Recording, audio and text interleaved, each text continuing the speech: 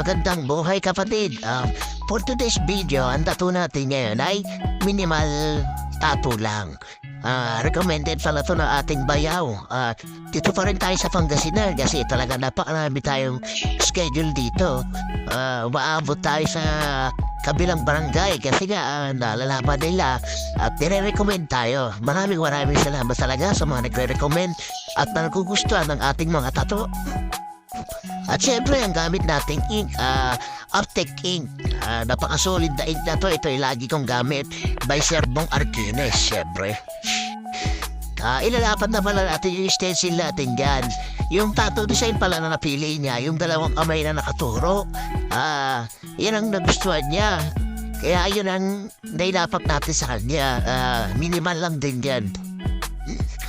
Dyan, nag-start na ako mag-tattoo dyan sa kanyang arm.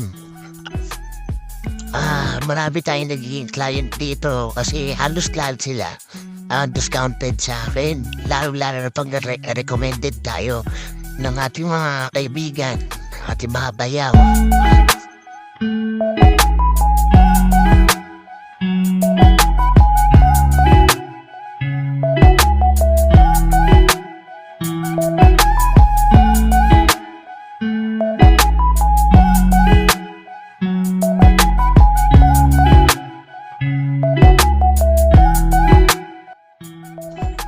Diyan pala magbubula-bula na tayo.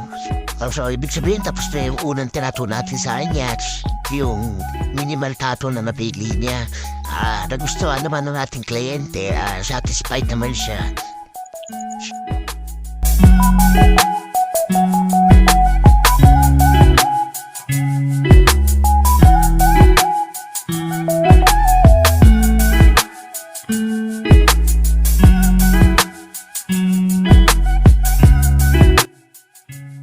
At napanagdan pa nga sa boss yung pangalawang tattoo niya dito banda sa kamay.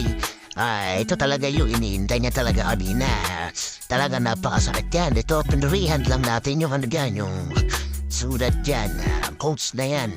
Ayun ang napili niya at nakita niya sa Pinterest sa may Google. Yung iniintay niya, yung bandang sa daliri, yan talaga, napakasakit yan. Kahit ako, ramdam ko rin yan kasi may tattoo rin ako dyan eh. Lalong-lalo sa may bandang daliri.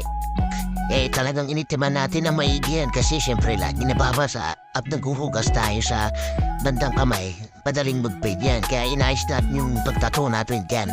At ayan ang outcome na nato natin at nagustuhan naman ng ating kliyente. So gusto pala magpatato, nandito pa ako sa Pangasinan Aguilar. 2 PM lang sa akin na Tattoo in JR. And pa-like and follow. At share na rin guys. Tsaka sa YouTube natin guys, search nyo lang Tattoo in JR. Maraming salamat.